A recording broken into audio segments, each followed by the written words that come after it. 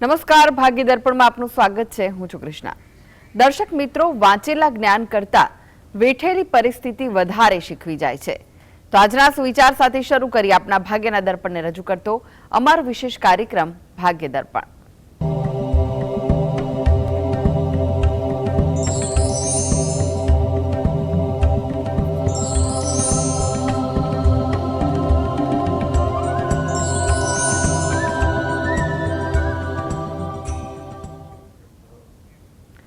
તો ભાગ્ય દર્પણમાં આપના પ્રશ્નોના નિરાકરણ, રાશિફળ, પંચાંગ વિશે માહિતી અને માર્ગદર્શન આપવા માટે આપણી સાથે જોડાઈ ગયા છે જાણીતા જ્યોતિષાચાર્ય ડોક્ટર હેમિલભાઈ લાઠિયા. હેમિલભાઈ, ભાગ્ય દર્પણમાં આપનું સ્વાગત છે. નમસ્કાર. નમસ્કાર હેમિલભાઈ, સૌથી પહેલા વાત કરીએ આજના પંચાંગ વિશે. તો શું છે આજનું પંચાંગ તે જણાવશો? આજે તારીખ 22/6/2026 સોમવાર, જેઠ સુદ આઠમ તિથિ છે 15:40 સુધી. ઉત્તરા ફાલ્ગુની નક્ષત્ર છે 10:23 સુધી, પછી હસ્ત નક્ષત્ર છે. વ્યતિપાત નામનો યોગ છે અને બવ નામનું કરણ છે. આજની રાશિ છે કન્યા, કે જેના નામાંક્ષર છે પ-ઠ-ણ. દિન વિશેષમાં જોઈએ તો બુધ ગ્રહ કર્ક રાશિમાં પ્રવેશ કરે છે 15:32. રવિ યોગ છે 10:23 થી 12:27 સુધી. જી હેમિલભાઈ, આજના રાશિફળની વાત કરીએ. રાશિમંડળની પ્રથમ 3 રાશિ મેષ, વૃષભ, મિથુન રાશિના જાતકોનો આજનો દિવસ કેવો રહેશે? મેષ રાશિ, કે જેના નામાંક્ષર છે અ-લ-ઈ.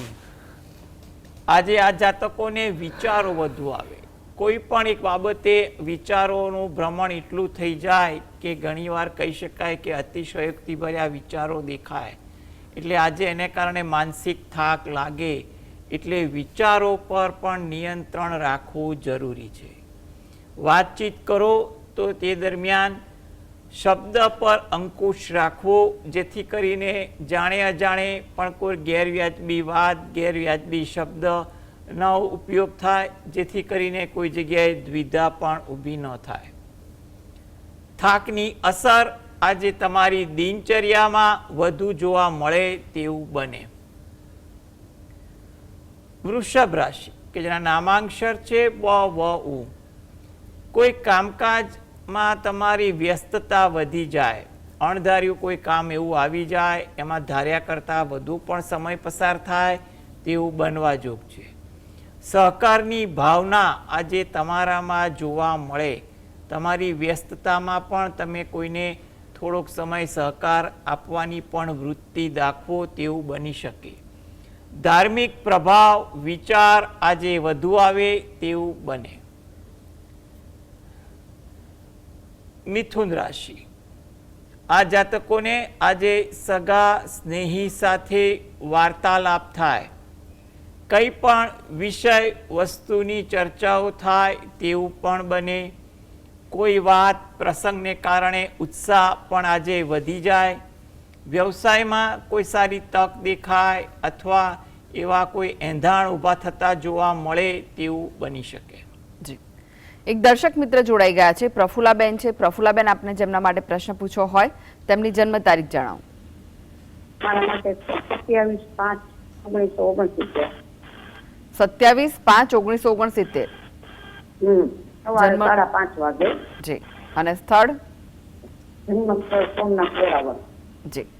પ્રશ્ન જણાવો, શું પૂછવું છે? કે આ ગુરુનું પરિવર્તન શું છે એ મારા માટે આર્થિક અને ધંધાકીય રીતે કેવું છે? કોનું પરિવર્તન? ગુરુનું. ગુરુનું. હા, જો આ સરસ, તમારે જ્યોતિષમાં રસ ધરાવો છો એ જાણીને આનંદ થયો. હવે સૌ પ્રથમ તો તમારું જે ગુરુનું ભ્રમણ તો છે એ તમારા કામકાજ પર તો સારી અસર પાડે તેવું બને એ વાત ચોક્કસ છે. તમારે કોઈ લાંબા અંતરની મુસાફરી કરવાનું હોય એ પણ શક્ય બનાવે. કોઈ જગ્યાએ ખોટા ખર્ચા થતા હોય એ ખર્ચા પર પણ નિયંત્રણ આવે તેવું પણ બની શકે. આકસ્મિક કોઈ લાભ મળે કે કોઈ તક દેખાય એવા યોગો આ તમારે કર્કના ગુરુમાં મળે તેવું બની શકે. એટલે કર્કનો ગુરુ તમને વ્યવસાયમાં પણ કોઈ સારી તક આપે અથવા કોઈ સારું કામ કરાવે તેવું પણ બનવા જોગ છે. અને આમાંય અત્યારે 2026ના જે યોગો અન્ય છે કુંડળી મુજબના એ પણ તમને થોડાક અનુકૂળ છે. એટલે પરિસ્થિતિ તમને થોડીક વધુ અનુકૂળ બને તેવું બને. જી, આગળ વાત કરીએ અન્ય 3 રાશિની. કર્ક, સિંહ, કન્યા રાશિના જાતકોનો આજનો દિવસ કેવો રહેશે? કર્ક રાશિ કે જેના નામાંક્ષર છે ડ અને હ. તમારું વર્તન થોડુંક લાગણીશીલ બને. વાતચીતમાં આજે તમારે લાગણીનો પ્રભાવ પણ વધી જાય. આજે તમારા વિચારો, વાતચીત, કંઈ પણ કામકાજ લાગણીને અનુસરે એવું વધુ દેખાય છે. કોઈ જગ્યાએ જૂના સ્મરણો તાજા થાય કે જૂના પરિચિતોને મળે એમાં તમે ખુશી અને આનંદનો અનુભવ થાય. તમારા કામકાજમાં તમને સહયોગ મળે તેવા પણ યોગ દેખાય છે. સિંહ રાશિ કે જેના નામાંક્ષર છે મ અને ટ. માનસિક દ્વિધા આજે તમને વધુ રહે. નાની નાની બાબતે તમે થોડીક દ્વિધા અનુભવો. એમાં પણ ઘણીવાર અતિ વિચારને કારણે પણ થોડી દ્વિધા આવી જાય તેવું બને. એટલે એ બાબતે પણ થોડુંક ધ્યાન રાખજો. આરોગ્ય અંગે થોડીક તકેદારી રાખવી. જે પણ દ્વિધા આરોગ્ય અંગે હોય એમાં યોગ્ય ઉપચાર તકેદારી રાખશો તો અનુકૂળતા પણ વધુ રહેશે. ધીરજનો અભાવ વધુ રહે. અધીરાપણાને કારણે કોઈની સાથે ઉશ્કેરાટ, ઉદ્વેગ ન થાય તેનું પણ ધ્યાન રાખવું. આજે એકંદરે દિવસ શાંતિથી પસાર કરવો ઈચ્છનીય છે. કન્યા રાશિ કે જેના નામાંક્ષર છે પઠણ. સાહસ વૃત્તિ આજે તમારા સ્વભાવમાં વધુ જોવા મળે. તમારા વિચારો, વર્તન તમારા સાહસમાં વધુ દેખાય. કુટુંબને લગતું કોઈ કાર્ય કરવાનું હોય એ કાર્ય થાય એમાં તમે યોગદાન આપો. યોગદાન આપવાની ખુશી અને સંતોષ પણ જોવા મળે. તમે તમારા સહકર્મીને સહયોગ આપો તેવું પણ આજે વધુ બને તેવું લાગી રહ્યું છે.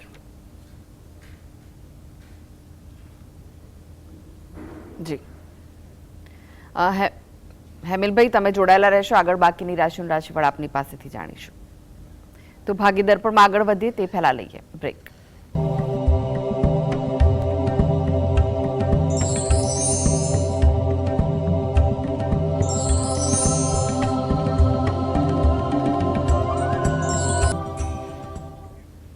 બ્રેક બાદ આપનું સ્વાગત છે. આપણી સાથે જોડાયેલા છે જાણીતા જ્યોતિષાચાર્ય ડોક્ટર હેમિલભાઈ લાઠિયા.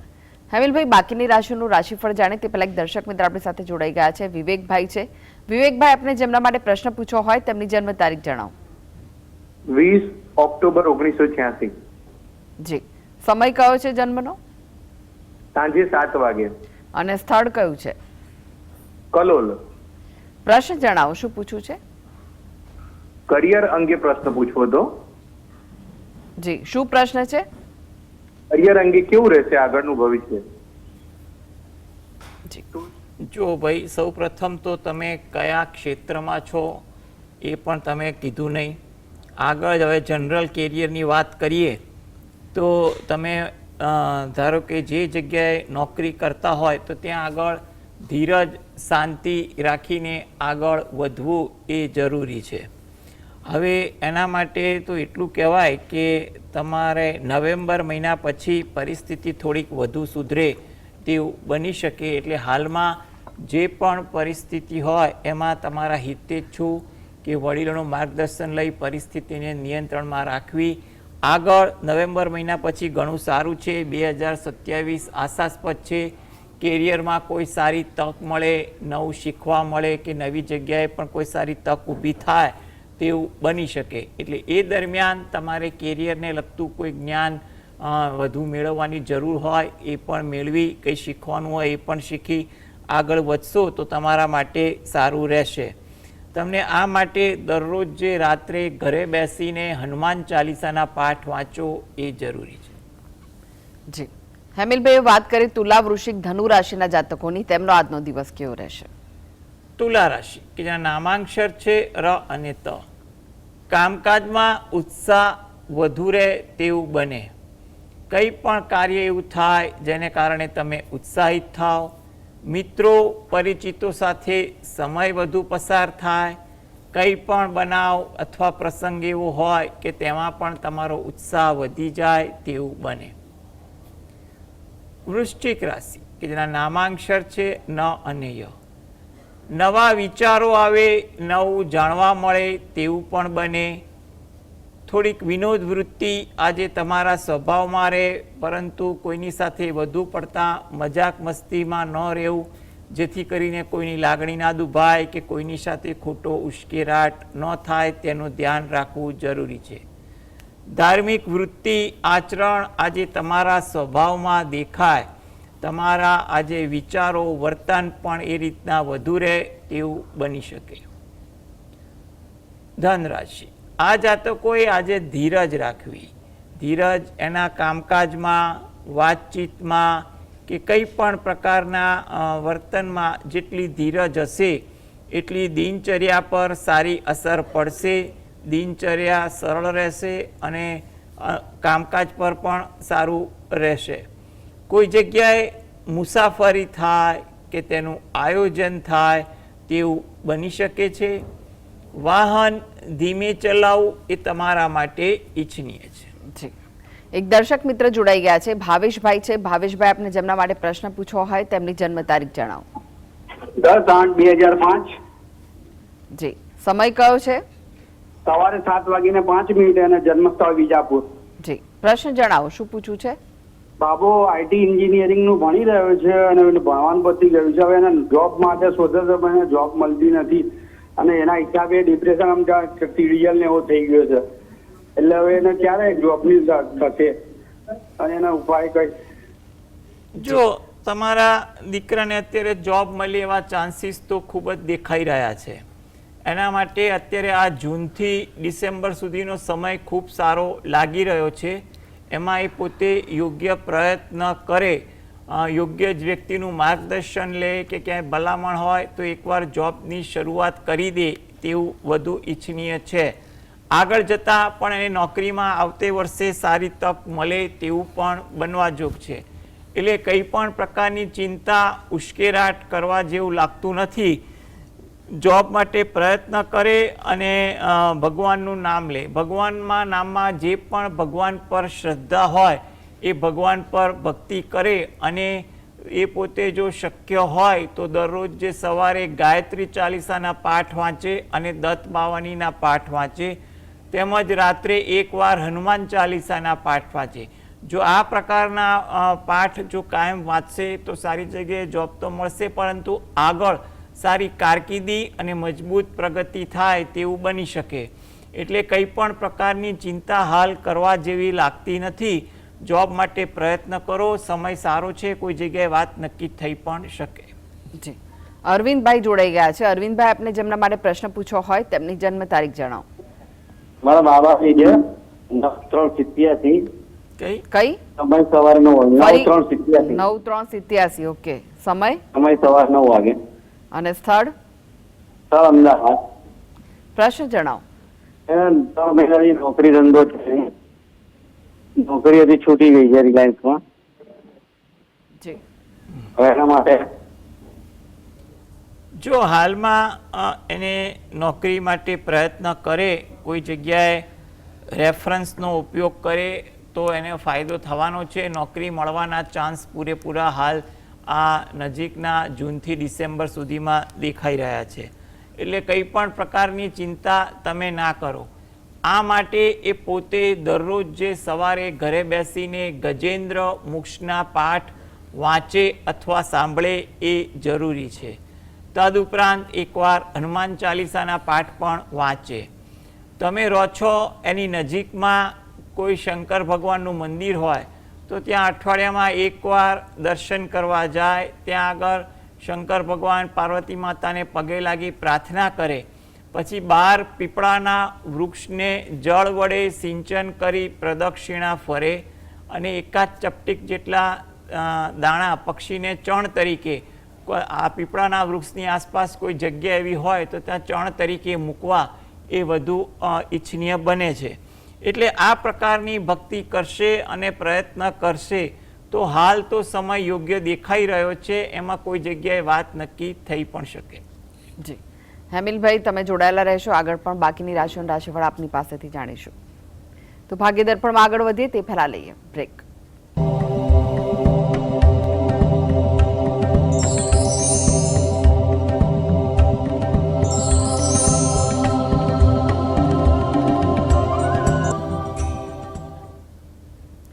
બ્રેક બાદ આપનું સ્વાગત છે. આપણી સાથે જોડાયેલા છે જાણીતા જ્યોતિષાચાર્ય ડોક્ટર હેમિલભાઈ લાઠિયા. હેમિલભાઈ, બાકીની રાશિઓનું રાશિફળ જાણીએ તે પહેલા એક દર્શક મિત્ર આપણી સાથે જોડાઈ ગયા છે, રાહુલભાઈ છે. રાહુલભાઈ, આપને જેમના માટે પ્રશ્ન પૂછવો હોય તેમની જન્મ તારીખ જણાવો. જી, મારો જન્મ તારીખ 5/8/1992. જન્મનો સમય કયો છે? સવારે 7 વાગે, અને અમદાવાદ. ઓકે, પ્રશ્ન જણાવો, શું પૂછવું છે? જી, મારે ધંધા માટે પૂછવું છે કે હું ધંધો કરી શકું કે નોકરી કરી શકું. જી, જો સૌ પ્રથમ તો અત્યારે યોગ પ્રમાણે એટલું કહેવાય કે જે પણ અત્યારે એક્ટિવિટીઝ ચાલુ હોય એના પર વધુ ધ્યાન આપો. નજીકના 2 વર્ષ એવા દેખાય છે કે વર્તમાન જે પણ કામકાજ ચાલુ હોય, નોકરી ચાલુ હોય તો નોકરીમાં ધ્યાન આપો, ને જે વ્યવસાય સાથે સંકળાયેલા છે વ્યવસાયમાં ધ્યાન આપો અને એમાં મહેનત કરો, એ વધુ યોગ્ય દેખાઈ રહ્યું છે.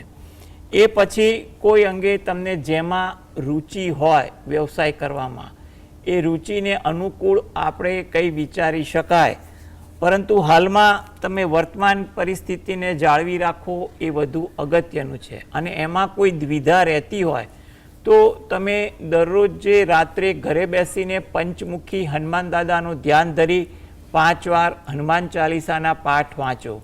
તેમજ અઠવાડિયામાં એકવાર નજીકના શંકર ભગવાનના મંદિરે દર્શન કરવા જઈ ત્યાં પગે લાગી અને 12 પીપળાના વૃક્ષને જળ વડે સિંચન કરી પ્રદક્ષિણા ફરો.